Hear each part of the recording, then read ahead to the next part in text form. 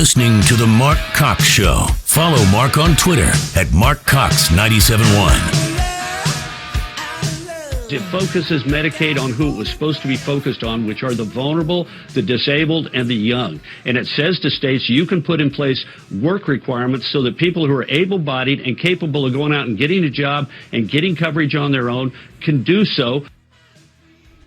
That is Karl Rove talking about this Medicaid reform. Of course, that's not what the left wants. They don't want Medicaid to go to the people it was originally designed to go for. They technically would like it to be Medicaid for everyone. They want government health care. That's what they're after. So the biggest reform in 50 years on Medicaid is not what Democrats are ever going to support, and that's what the American Health Care Act does. The next challenge it's going to face, and I think we can all agree on this, is what's going to happen in the United States Senate. We're joined right now by University of Texas Arlington political science professor Allan Saxe. And Professor Saxe, good to have you on the show again. Good morning. Thank you so much. Absolutely. So they had a little bit of a celebration in the Rose Garden, and now everybody's claiming that they shouldn't have celebrated so quickly because the Senate has already said this bill may be dead on arrival. It could be. That's almost exactly what some of the senators have said, and those are Republican senators.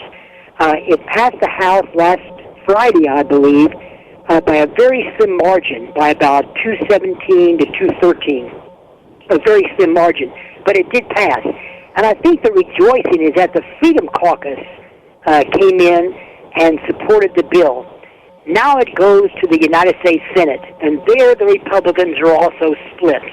There are some Republicans that want a more free market approach, some that still are ready to go with Obamacare with just a few amendments. The United States Democrats in the Senate, in the United States Senate, they are wrapped around Obamacare with probably just a few modifications. Therein lies the problem. Likely it's going to go to a conference committee. The Senate is going to come up with something, and nobody's sure exactly what it is.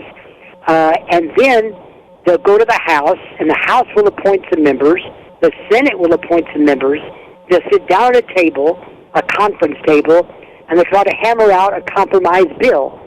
If they can do that, with a big if, then it'll have to go back to the respective chambers, House and Senate, for another vote, then go to the President for his signature or veto, then become law, and then I'm sure it'll be challenged in the courts. So that's the scenario. There's a lot to get through. So just a quick question. In reconciliation, when they have to appoint members from each from the House and the Senate, are they going to be all Republicans, or will there be some Democrats on that too? That's a good question. I don't know. I know that Senator McConnell has already come up with his group that he would like to appoint to the conference committee. I don't know. I have to plead ignorant on that. Okay. At first blush, I would say that they're probably all Republicans because they control us. But it would be very wise if he really did pick a few Democrats to be on that conference committee. And Speaker Ryan, the same thing in the House. I think that'd be a wise and smart thing to do, remembering that when Obamacare was first passed, all the Democrats said yes, the Republicans said no. There was no attempt on the part of the Democrats to reach across the aisle and really try to get some Democrats on board. Some Republicans on board. They just didn't do that. And I saw that fatal flaw because I discussed it in my classroom, I remember. And many of my students were on the side of Obamacare, not too unusual. And my argument with them was, or my conversation with them was, on major piece of legislation in the past, civil rights laws, Medicare, Social Security, even though they may have had the votes of their own party, this one the Democrats usually were in control, they always waited a while till they could get some Republicans on board, even if they had to wait it out. That's not the way Obamacare was first passed. And my argument is that it put a bad taste in the mouth of the Republicans. So now when the Democrats shut out all the Republicans some years ago with Obamacare, now the Republicans may do the same to the Democrats. It gets crazy, but partisanship is obviously in the air. Yeah, it does. And, I heard Susan Collins, the senator from Maine, say that she didn't like this bill at all, and they were going to come up with their own plan in the Senate. Now, if I understand what she's saying, that would throw reconciliation out the door, wouldn't it? Which is the point of avoiding. It is awful tough.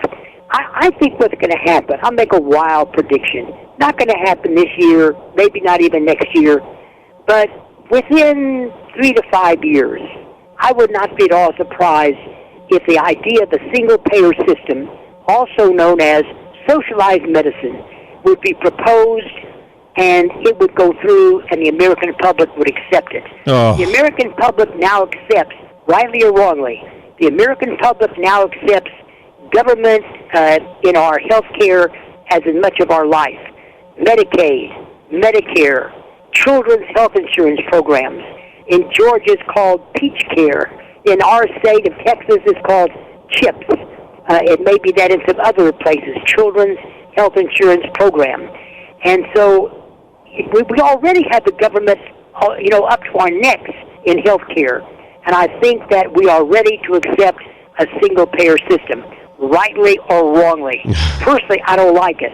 But I think that's where we're headed. Well, I'm afraid the seeds were planted back in 2009 or 10 when Obamacare passed. But absolutely, boy, I hope you're wrong about that. I'm wrong too. And in fact, some people believed even then that Obamacare was set up to fail. They knew that it had no chance of really surviving for too many years, and indeed they were right. It is imploding today as we speak on the phone. Many insurance carriers are pulled out. Medical doctors are retiring. It is a disaster. Premiums have gone up. Deductibles have gone up. Co-payments have gone up. A few people have been helped by Obamacare at the very lower ends of the economic spectrum. They have been helped. But the great swath of American public, very confused, not good. I heard one person say they got Obamacare, an insurance policy under Obamacare, and it was fine until they tried to use it. And that was very telling. Yeah, very, very much so. Let me switch gears for a moment to the sanctuary or anti-sanctuary bill that was passed down there in your state of Texas and signed by the governor. Basically Missouri has the same thing, telling local municipalities that you can't override the state statute and declare yourself a sanctuary city. That's interesting. So Missouri has the same thing. Ours has some real teeth in it. What they signed this morning, and the governor, I think, was on Facebook Live talking about it, is that they are holding any public official responsible. They can be fined, maybe even arrested, if they defy federal immigration laws, number one. And number two, any police officer can now detain any person, or I should say it, to rephrase it, any person detained, not just under arrest, but detained, they can ask him their immigration status and turn him over to immigration authorities. It's very tough, but already the ACLU, other groups go into the courts. And so it's going to be in the courts before the ink was even dried. And therein lies, I think, some of the problem with American politics today. And I wonder if that's not something that probably needs to be decided by the Supreme Court.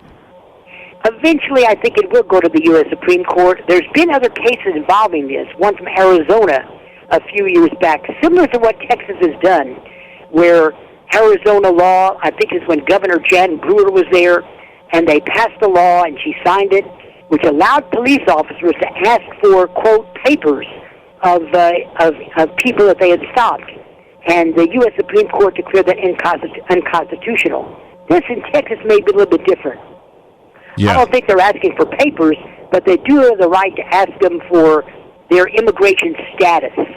So it may turn on some very interesting nuances as well. It's a big issue. It's a terrible issue that has come up. And I think both Republicans and Democrats have been in fault for not doing something about immigration many, many years ago. They're both at fault. And now it's creating a terrible, terrible problem, just like health care. Amen. Different subject, but a real problem nevertheless.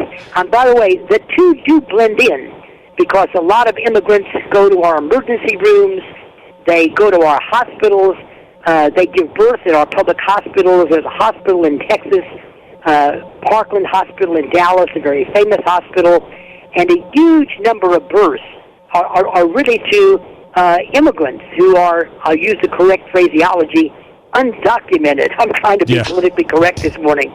And huge numbers. And probably that happens with many public hospitals as well. So the two really do intersect. Yes. Another thing that intersects with this all is taxes. Right, yeah, very true. That's true. Professor Allan Saxe, thanks so much for your time. Appreciate this very much, sir. Thanks. And even today, a new poll out, this one being trumpeted by, of all places, CNBC.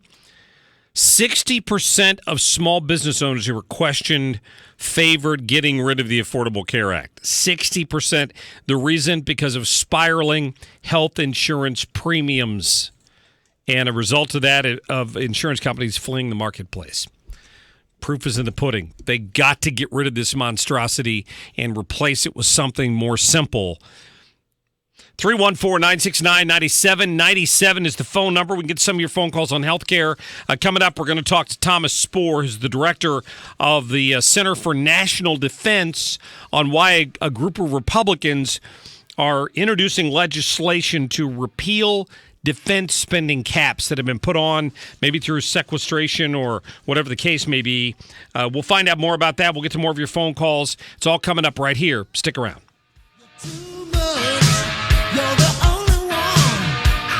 This is the Mark Cox Show.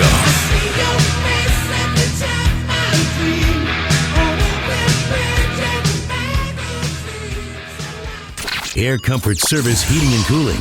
Weather with Dave Murray. Partly sunny skies today, just a slight chance of a spot shower around. I wouldn't really be concerned about it. 79 for the high. Tonight, partly cloudy, kind of mild, 65. Tuesday, lots of sunshine. Have to call it warm, 85 to 10. Wednesday night and Thursday, and once again, some heavy rain is possible. I'm Fox 2 meteorologist Dave Murray for FM News Talk 97.1.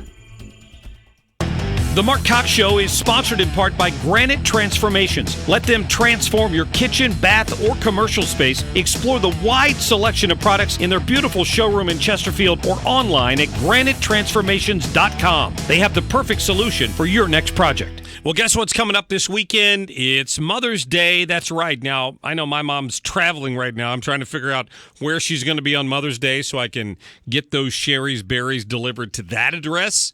So whoever's sheltering her will be very happy, won't they? When they get that big, delicious box of strawberries dipped in dark chocolate or milk chocolate, it's going to be great. So here's a special from Sherry's Berries. You can get those strawberries delivered to Mom starting at $19.99 plus shipping. And even though you've kind of waited here to the last minute, there's still time to get them delivered when you want them to be delivered. We have an exclusive offer for you. You can double the berries for $10 more. Plus, she gets some free cake truffles. Pick your delivery date, plus your satisfaction guaranteed or your money back. You can't beat that. Really, the only way to get this deal right now for $19.99 is to visit berries.com. BERRIES.com. Click on that microphone in the top right-hand corner. You type in the code The Mark Cox Show. And you can double your berries for Mom and get the free cake truffles. That's berries.com. The code The Mark Cox Show, when you click on it, $19.99 plus shipping. It's an amazing deal. It's not going to last much longer.